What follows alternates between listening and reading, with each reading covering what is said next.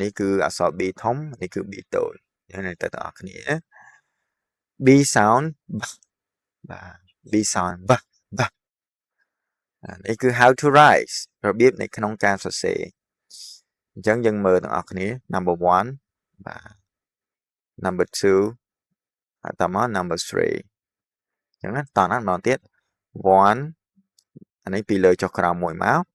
ហើយចាប់ផ្ដើមទាញវាបែបនេះទី2មួយទៀតទី3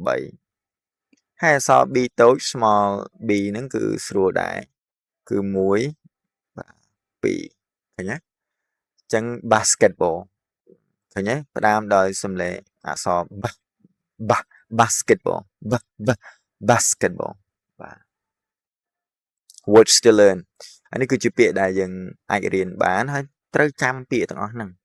តំណាងឲ្យអក្សរ បាទអញ្ចឹងមិញ B sound bad bear banana bird ឬក៏យើងថា bad bear banana bird bad bear banana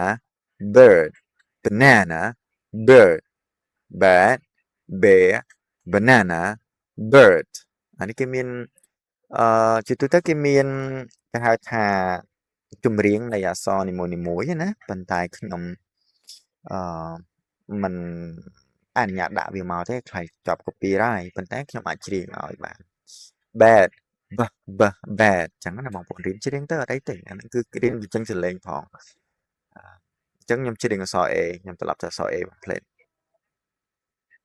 បាទ ants ants ants ants apple apple apple alligator alligators alligator alligators axe axe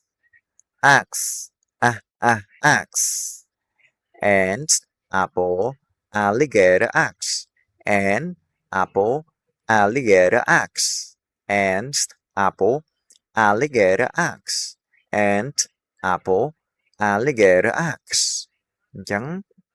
ចំពោះចម្រៀងទាំងអស់នេះ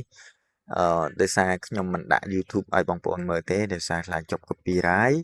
ប៉ុន្តែបងប្អូនអាចមានឱកាសនៅក្នុងការចូលទៅមើលនៅក្នុង YouTube បានបងប្អូនគ្រាន់តែទៅសេពាក្យថា Oxford Phonics World 1អីចឹងទៅបងប្អូននឹងឃើញក្នុង YouTube ហើយឥឡូវខ្ញុំច្រៀងអក្សរ B bad bad bear